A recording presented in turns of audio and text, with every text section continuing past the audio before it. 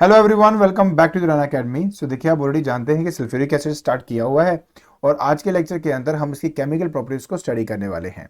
और हाँ, ऊपर जितने भी चैनल और जो पेजेस दिए गए हैं उनके जो लिंक्स हैं डिस्क्रिप्शन बॉक्स में डाल दिए हैं। तो बिना कोई टाइम वेस्ट किए चलिए शुरू करते हैं।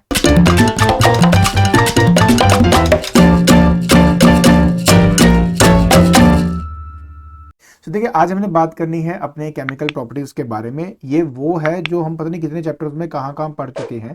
तो ये जस्ट ना एक रिवीजन की तरह चलेगा और बहुत ईजी है, जल्दी से हम इसको खत्म कर लेते हैं। सबसे पहला स्टेटमेंट हमारे लिए बहुत इंपॉर्टेंट है। कहते हैं कि अगर प्योर 100% H2SO4 अगर आप लेते हो तो हम उसको एसिड कंसिडर नहीं करते हैं। उसका रीजन यही है क्योंकि एक एसिड जब इसमें से हम करंट को पास करते हैं तो वो आपका डिसोसिएट होना चाहिए आइंस के अंदर, ताकि कंडक्टिविटी उसमें टेक प्लेस कर सके। बट ये जो प्योर आपका H2SO4 होता है ये आपका आयनाइज होता ही नहीं है। और क्योंकि ये आयनाइज नहीं होता, कंडक्टिविटी में हेल्प नहीं कर सकता, तो इससे आप रिएक्शन कैसे कर सकते हो? कोई भी रिएक्शन करने के लिए एक एसिड का हाइड्रोनियम आयन बनाना बहुत इंपॉर्टेंट है। वो हाइड्रोनियम आयन जब किसी और नेगेटिवली चार्ज्ड आयन के साथ मिलता है तब जाके डिफरेंट डिफरेंट प्रोडक्ट्स आपके बनते हैं। तो अगर ये आयनाइज ही नहीं करेगा तो ये एसिड कैसे कंसिडर कर सकते हो ना आप? So that is the reason behind it. लेकिन यही जो सल्फ्यूरिक एसिड है, जब आप उसको पानी में डिसोल्व करते हो तब आपका हाइड्रोनियम आयन भी बनता है और ये एसिडिक प्रॉपर्टीज को शो भी करता है। देखिए, लेट मी टेल यू। जैसे मेरे पास मान लीजिए H2SO4 है आपका, ठीक है, ये तो हो गया मेरा एसिड। लेकिन जैसे ही मैं उसको पानी से मिलाऊंगा, इसमें ना एक बात याद रखना कि 2 स्टेजेस हैं इसके अंदर, और इसी 2 स्टेजेस की वजह से इसको डाई बेसिक एसिड भी कहा जाता है। तो मैं बताता हूँ। जैसे पहले तो H2SO4 प्लस H2O है। अब इसके अंदर ये अपने आप को आयनाइज करके पहले तो एक हाइड्रोनियम आयन बनाएगा। देखिए, हाइड्रोनियम आयन इसको बोलते हैं, जो अभी आप देख रहे हो। और साथ में बनाएगा HSO4 नेगेटिव। ये जो HSO4 नेगेटिव है, ठीक है, ये फर्दर मेरे पानी में मिलकर फिर से एक रिवर्सिबल रिएक्शन बनता है, जो कि मतलब एक और हाइड्रोनियम आयन क्रिएट करेगा और फाइनली आपका बनता है सल्फेट का आयन। तो अगर आप देखोगे तो ये एक 2 स्टेज प्रोसेस है। 2 स्टेज प्रोसेस है आपका। तो क्योंकि ये 2 स्टेज प्रोसेस है, इसी वजह से इसको कहा जाता है डाई बेसिक एसिड। क्या कहते हैं हम? डाई बेसिक एसिड इसको कहा गया है। तो बहुत सिंपल है, आराम से आप इस चीज को शायद समझ गए होंगे। ठीक है, तो जैसे मैंने कहा कि इट आयनाइज, ये क्योंकि आपका आयनाइज होता है, thus it is a dibasic acid. दूसरी बात बेटा आपको ये समझा देता हूं मैं कि ये 2 टाइप के एसिड जो है, 2 टाइप के सॉल्ट जो है, ये बनाने में हमारी हेल्प करता है। मैं आपको पहले क्लियर कर दूं यार कि क्या होता है ना कि जब हम देखो, 2 तरह के कौन से सॉल्ट है, एसिड सॉल्ट है, नॉर्मल सॉल्ट है। अच्छा, क्या होता है ना कि किसी का जैसे मेटल क्लोराइड है, ठीक है, मेटल क्लोराइड को सल्फ्यूरिक एसिड से मिला दो। सल्फ्यूरिक एसिड को जब आप मिलाते हो तो अब उसका टेम्परेचर बहुत मायने रखता है। अगर बिलो 200 डिग्री सेल्सियस है तो आपका एसिड सॉल्ट बनेगा। एसिड सॉल्ट क्यों? क्योंकि उसमें एक एच प्रेजेंट होता है। एग्जाम्पल से बताता हूँ। देखिए, जैसे फॉर एग्जाम्पल मान लेते हैं कि मेरे पास है NaCl, सोडियम क्लोराइड है, ठीक है। अब मैंने उसको H2SO4 से करा दिया रिएक्ट। अब H2SO4 से रिएक्ट कराया और टेम्परेचर मैं रख दूंगा इसके अंदर बिलो बिलो 200 डिग्री सेल्सियस, ठीक है, बिलो 200 डिग्री सेल्सियस का टेम्परेचर आपने रखना है। तो उस कंडीशन में क्या बनता है कि NaHSO4 आपका क्रिएट होता है, बाई सल्फेट बनता है आपका, और साथ में HCl तो बनेगा ही बनेगा। ये जो है ना, क्योंकि इसके अंदर ये जो H प्रेजेंट है, इसलिए ये एक एसिड सॉल्ट है। क्या है? एसिड सॉल्ट है। तो इस बात का आपने ध्यान रखना है, ठीक है जी। इसके अलावा नेक्स्ट हमारा है NaCl, और वही सेम सब कुछ रहेगा। बस फर्क इस बार मैंने क्या कर दिया कि अब अबव अबव 200 डिग्री सेल्सियस, ठीक है, अबव 200 डिग्री सेल्सियस अब कर दिया। इस कंडीशन में बनेगा आपके पास सोडियम सल्फेट सीधा प्लस HCl। ये आपके पास यहां पे बन जाता है H2। गलत है ना? हाँ, मैं वही कह रहा था कि 2 आएगा यहाँ पे। अब ठीक है, यहाँ पे 2 आ जाएगा और यहाँ पे 2 आ जाएगा। इस तरीके से बेटा कि आपका बैलेंस हो जाता है, ठीक है। और ये आपका नॉर्मल सॉल्ट है, ये आपका नॉर्मल सॉल्ट है। तो नॉर्मल सॉल्ट और एसिड सॉल्ट में फर्क समझे क्या है आपका? तो एसिड सॉल्ट तब जब इसमें H प्रेजेंट है, अगर H प्रेजेंट नहीं है तो वो आपका नॉर्मल सॉल्ट है। तो ये बात आपने यहाँ पे ध्यान में रखनी है। दूसरी बात ना ये समझनी भी बहुत ज्यादा इंपॉर्टेंट है यार कि आपका ना जो एसिड है अगर डाइल्यूट है या तो वो कॉन्सेंट्रेटेड है, उसके हिसाब से वो डिफरेंट डिफरेंट तरीके से बिहेव करता है। लेट मी टेल यू, देखो क्या कह रहा है, the chemical properties of the sulphuric acid depend on whether the acid is dilute और कॉन्सेंट्रेटेड। लेकिन सबसे बड़ा सवाल पता क्या आता है, सबसे बड़ा सवाल ये है कि H2SO4 को अगर मुझे डाइल्यूट करना है तो पानी में एसिड डालना चाहिए कि एसिड में पानी डालना चाहिए, क्या करना चाहिए? तो अब ये बात ध्यान से समझना। डाइल्यूशन ऑफ H2SO4 यहां पे साफ साफ लिखा है और आप प्लीज इसको अंडरलाइन कर लें, कहते हैं कि water is never poured on the acid to dilute it. ऐसा क्यों? क्योंकि अगर आप पानी को एसिड में डालते हो तो एक तो ट्रेमेंडस अमाउंट ऑफ एनर्जी प्रोड्यूस होती है, एक्सोथर्मिक रिएक्शन आपका टेक प्लेस करता है, और उसकी वजह से जो पानी है वो आपका उबाल खा जाता है, मतलब वेपर्स स्टीम बनने लग जाती है, और उस स्टीम की वजह से ना बुलबुले उठते हैं। तो उससे क्या होता है, जो एसिड के छींटे हैं ना वो बाहर निकलने शुरू हो जाते हैं, छींटे पड़ने शुरू हो जाते हैं। तो obvious it is very dangerous for us, इसलिए ऐसा बिल्कुल भी नहीं किया जाता। तो क्या करने का तरीका है, कहते हैं कि so dilution is done by pouring acid on a given amount of water. एक कुछ अमाउंट ऑफ वाटर है, उसमें थोड़ा सा पहले एसिड मिलाओ, कंट्रोल मैनर के अंदर उसको स्टर करो, कंट्रोलिंग वे में स्टर करते जाओ, और धीरे धीरे धीरे धीरे ना उसको सेटल डाउन होने का टाइम दो। जैसे आपने पानी लिया, थोड़ा एसिड डाल लिया, थोड़ा उसको होने दो, सेटल डाउन होने दो, फिर डाल लो। कॉन्सेंट्रेशन अगर बढ़ानी है, कम करनी है, तो उस हिसाब से हम उसको सेट करते हैं। तो एक बात हमेशा याद रखें कि पानी को कभी एसिड में नहीं डालना, एसिड को आप चाहें तो पानी में डाल सकते हैं, दैट इज द बिल्कुल राइट तरीका। आई होप ये बात आपको अच्छी तरह यहां पे समझ में आ गई होगी, ठीक है ना। चलिए अब हमने क्या स्टडी करना है यार, अब ना मैं आपको कुछ प्रॉपर्टीज बताऊंगा डाइल्यूट सल्फ्यूरिक एसिड की, और नेक्स्ट वीडियो के अंदर मैं आपको प्रॉपर्टी बताऊंगा कॉन्सेंट्रेटेड सल्फ्यूरिक एसिड की। तो चलिए अब मैं पहले आपको डाइल्यूट प्रॉपर्टी बताता हूं, ठीक है। क्या बताऊंगा? Properties, that is properties of dilute sulphuric acid.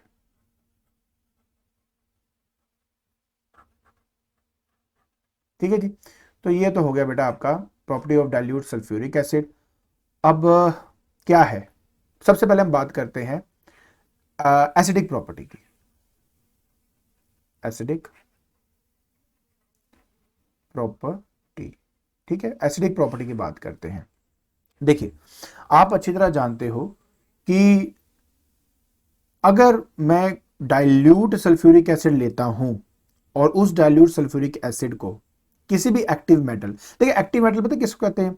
आपने एक्टिविटी सीरीज पढ़ी थी ना, उस एक्टिविटी सीरीज में हाइड्रोजन से ऊपर जितने भी आपको मिल रहे हैं एटम्स और जितने भी मेटल्स हैं आपके, वैसे जितना दूर होगा उतना ज्यादा वो एक्टिव होता है आपका, उतना ज्यादा मतलब उसकी एक्टिव, उतना वो क्या होता है, रिएक्टिव नेचर का होता है वो।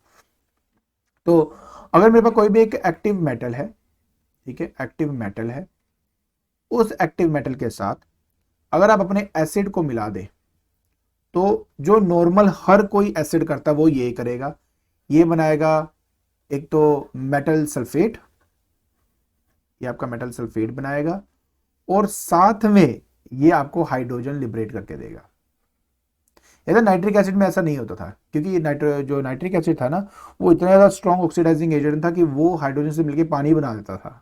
अदरवाइज जो एसिड है वो हमेशा हाइड्रोजन ही बनाती है आपकी, जब किसी मेटल से आपकी क्या करती है, ये रिएक्ट करती है। अब बात रह जाती है कि सर वो किसी भी मेटल को ऐसा कर सकता है। देखो ऐसा तो नहीं है, इसमें एक्सेप्शन है। वो नोट कर लीजिए, आप नोट ये कर लीजिए कि आपका गोल्ड, ठीक है, एंड प्लेटिनम, ठीक है, ये दो आपके ऐसे मेटल्स हैं, कोई भी कंडीशन हो ये कभी भी आपके H2SO4 के साथ रिएक्ट नहीं करते। तो नोट रिएक्ट, ये बिल्कुल भी आपके रिएक्ट नहीं करेंगे, कुछ भी हो जाए।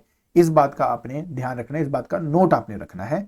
बाकी कोई इतनी बड़ी बात नहीं है, दो चार मैं आपको करके दिखा देता हूँ, एग्जांपल दे देता हूँ। जैसे यार देखो मैग्नीशियम है आपका, ठीक है, अब H2SO4 मिला दो, आपको पता है कि MgSO4 बनाएगा, मैग्नीशियम सल्फेट प्लस H2, लो जी तैयार।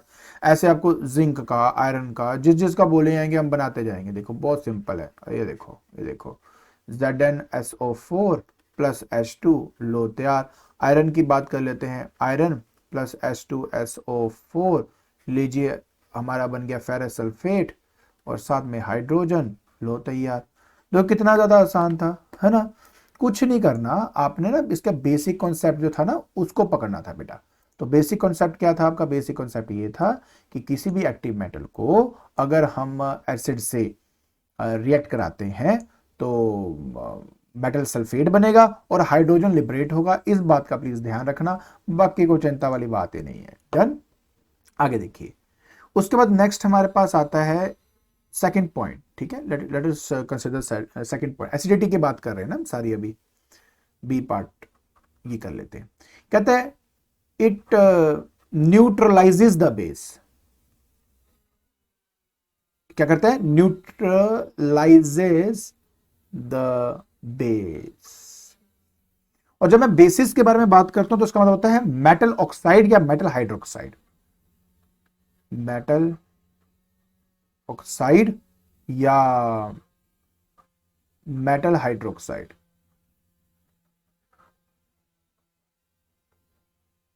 तो ये है सारी बात इसकी। ठीक है, होगा क्या मैं बताता हूं। देखिए बेस, वाटर सोल्यूबल बेस जो होते हैं उनको एल्कलीज कहते हैं ना, या एल्कलीज। ठीक है, एल्कली जो है आपका, उसको आप एसिड से कराओ रिएक्ट। अब जैसे ही एसिड से रिएक्ट हुआ तो बन गया आपका सॉल्ट एंड वाटर। बात करते,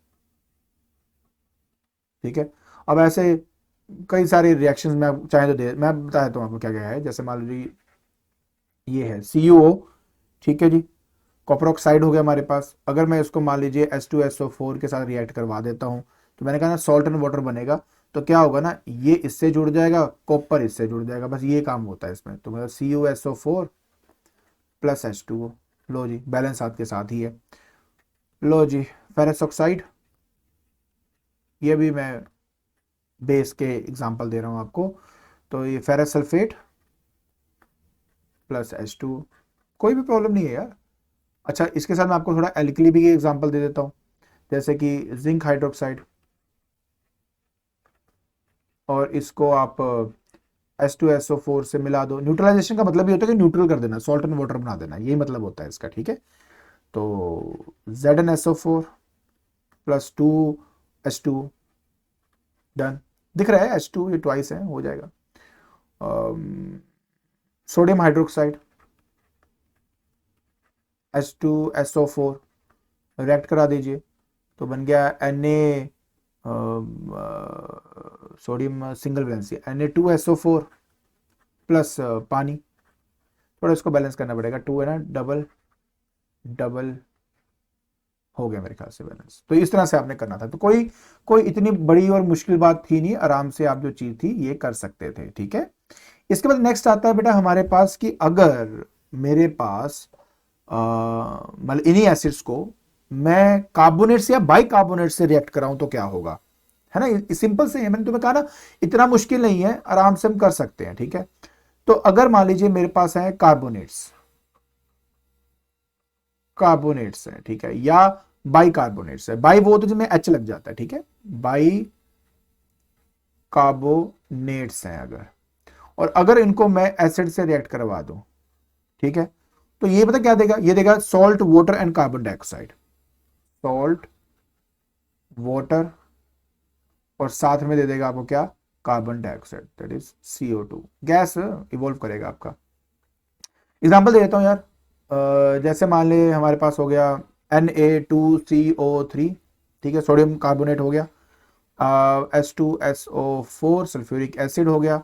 तो मैंने क्या कहा, पहले सॉल्ट बनाना, तो Na और SO4 मिलकर सॉल्ट बनाएगा, तो Na2SO4 सॉल्ट तैयार है, प्लस पानी है तो H2O है, एक ऑक्सीजन इसका, इनको CO2, ये बैलेंस ही है भाई, कोई कुछ करने की जरूरत नहीं है। लो जी कॉपर कार्बोनेट प्लस H2SO4, लीजिए ये बन गया आपका कॉपर सल्फेट CuSO4 प्लस आपका बन जाएगा पानी, प्लस बन गया आपका CO2 गैस। इजी है यार, आराम से हो जाएगा, है ना। बाइकार्बोनेट के भी आपको करा के दे देता हूँ। देखिए sodium bicarbonate that is NaHSO4, ठीक है, प्लस H2SO4, चलो जी, तो Na2SO4 प्लस पानी प्लस CO2, सारा वैसे का वैसा ही है। हाँ, बैलेंसिंग ऑफ कोर्स थोड़ी सी इसकी लगी है, 2 है ना, तो पहले तो इसको 2 ही कर दो यहाँ पे, तो ये तो 2 हो जाएगा हमारे पास। हाइड्रोजन यहाँ पे मेरे पास 4 है, 4 आ चुके हैं, तो 2 यहाँ पर भी लगेगा, तो यहाँ पे हो गया।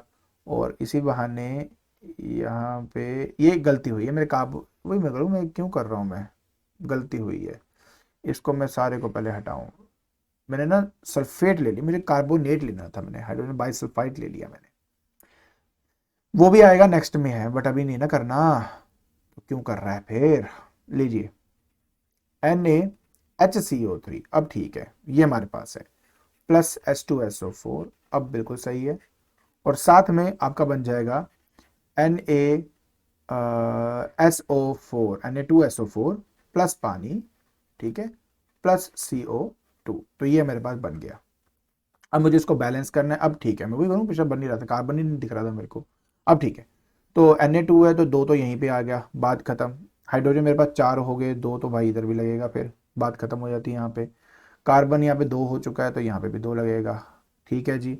इसके अलावा 2 पानी 2 कार्बन, आई थिंक हो गया है ना, कोई दिक्कत नहीं है, डन है यहाँ पे, ठीक है। चलिए ये हमारा पार्ट खत्म हो गया। अब हम बात करते हैं एक और, एक और एग्जाम्पल ले लेता हूँ, फटाफट खत्म कराता हूँ, देखो और एग्जाम्पल ले लेता हूँ। सोडियम पोटेशियम KHCO3, इसका भी वही सेम रहेगा, मैं चाहे देख के भी लिख दूं तो भी चल जाएगा, ये आपका H2SO4 K2SO4 plus 2H2O plus 2CO2, done जी। तो इस तरीके से आप अपना ये सारा पार्ट कंप्लीट कर लेते हो। आई होप यार ये वाली बात आपको अच्छी तरह समझ में आ गई होगी, ठीक है ना। चलिए अब देखो, कार्बन और कार्बन डाइऑक्साइड की बात हम नहीं, बेसिकली कार्बोनेट्स एंड बाइकार्बोनेट्स की हमने बात कर ली, तो अब फिर सल्फाइड और मेटल सल्फाइड की भी बात करके खत्म करते हैं बात को, है ना। चलिए तो लेट अस स्टार्ट। तो पॉइंट नंबर हम डी पे चलते हैं, और पॉइंट नंबर डी बोलता है कि अगर मेरे पास मान लीजिए मेटल सल्फाइड है, ठीक है, हाइड्रोजन सल्फाइड की बाद में बात करेंगे, क्योंकि पहले मेटल सल्फाइड कर लेते हैं। मान लीजिए मेरे पास मेटल सल्फाइड है, ठीक है, मेटल सल्फाइड है, और उसको अगर मैं एसिड से रिएक्ट कर रहा हूं, ठीक है, तो उससे मिलता है मेरे को सॉल्ट, और साथ में और रोटन स्मेल वाली ना गैस क्या थी, H2S, वो जो है यहाँ पे हाइड्रोजन सल्फाइड वो इवॉल्व होती है, वो होती है। जैसे एग्जांपल देता हूँ, मेरे पास सोडियम सल्फाइड है, एसिड है H2SO4, ठीक है, आराम से हो जाएगा। इससे बनेगा आपके पास Na2SO4, और साथ में H2S आपका तैयार होगा, और गैसियस स्टेट में बाहर निकल के आएगा, done. Ferrous sulphide plus H2SO4 आप कर लीजिए, तो ये आपके पास आएगा FeSO4 ferrous sulphate plus H2S। Zinc sulphide plus H2SO4, ये आपका बन गया बेटा ZnSO4 plus H2S, like this. तो इस तरह से आपको अगर कोई भी सल्फाइड दिया गया, तो याद रखें बेटा, सल्फाइड बोल देते ना अगर, सल्फाइड का मतलब ही यही होता है कि यार आपका H2S जो है वो यहां पर लिबरेट होता है, ठीक है। हाँ, पहले सल्फाइड कर लिया, अब हम बात करते हैं सल्फाइड और बाइसल्फाइड की, अब हम बात करते हैं, ठीक है। तो ई पार्ट, ठीक है, तो अगर मेरे पास मान लीजिए सल्फाइड है, ठीक है, कोई सल्फाइड्स हैं या बाइसल्फाइड्स हैं, बाई सल्फाइड्स हैं, ठीक है, और अगर मैं उसको एसिड से कर दूं रिएक्ट, तो वो मुझे देता है सॉल्ट, वाटर, और साथ में देता है sulphur dioxide as a gas, ठीक है, एज अ गैस में वो देगा। ऑब्वियसली रिएक्शन मांगेंगे आप, तो Na2SO3 सोडियम सल्फाइड, साथ में आ गया H2SO4, रिएक्ट, मारो, खत्म करो यार, जल्दी से काम खत्म करें इसका भी। तो साल्ट आपको पता ही है यार, Na2SO4 प्लस पानी H2O plus sulphur dioxide SO2, लीजिए तैयार हो गया। इसके अलावा हमारे पास आएगा NaHSO4 प्लस H2SO4, ये है बाइसल्फाइड आपका, ठीक है, और उसको आपने रिएक्ट कराना है, दैट इज Na2SO4, ये तो मिलता ही मिलता है, उसको दिक्कत ही नहीं है, प्लस आपका बेटा H2O बनेगा ही बनेगा, ठीक है। और आप अच्छी तरह जानते हो कि ऐसे सिचुएशन के अंदर हमारे, मैं जैसे आपको मैं पहले भी कहा था यार, कुछ भी हो जाए आपका SO2 जो है वो लिबरेट होगा ही होगा, तो इसमें कोई बड़ी बात है नहीं है। हाँ, रह गया है इसको थोड़ा बैलेंस करना, वो मैं आपको करके दिखा देता हूँ, कोई इतनी बड़ी चीज़ है नहीं है ये, ठीक है ना। तो जैसे कि अब मैं आपको बताऊँ तो यहाँ पे मेरे पास आ गया NaH, गलती है यहाँ पे, सल्फाइट है ये, 3 आएगा, जो बाइसल्फेट हो जाता है वो मेरा। अब ठीक है, तो वो सल्फेट ही बनाएगा, कोई दिक्कत नहीं है ना, वो आराम से हो जाता है।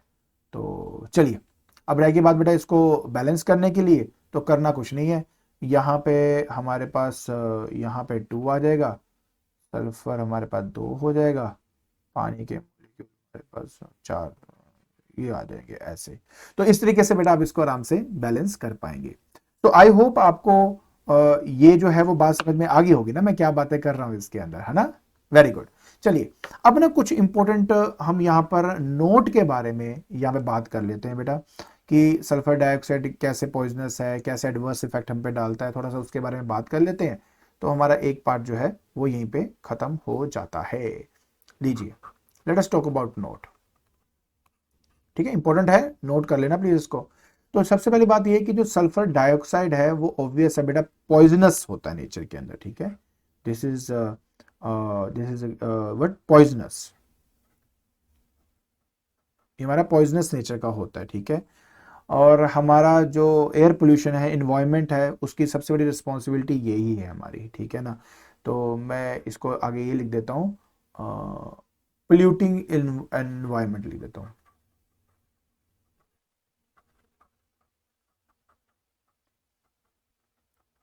ठीक है। तो लीजिए, तो ये वाला पार्ट हो गया, ये मेरा पहला पॉइंट है बेटा, ठीक है। इसके अलावा ये हमारे ह्यूमन हेल्थ और वेजिटेशन पे भी एडवर्स इफेक्ट डालता है, ठीक है। Adversely effects the human health and vegetation, ठीक है जी। तो यहां से आप इसका बता सकते हो। तो ये जितने भी अभी हमने रिएक्शन किया, आई होप ये सब बातें समझ में आ गई होंगी, ठीक है।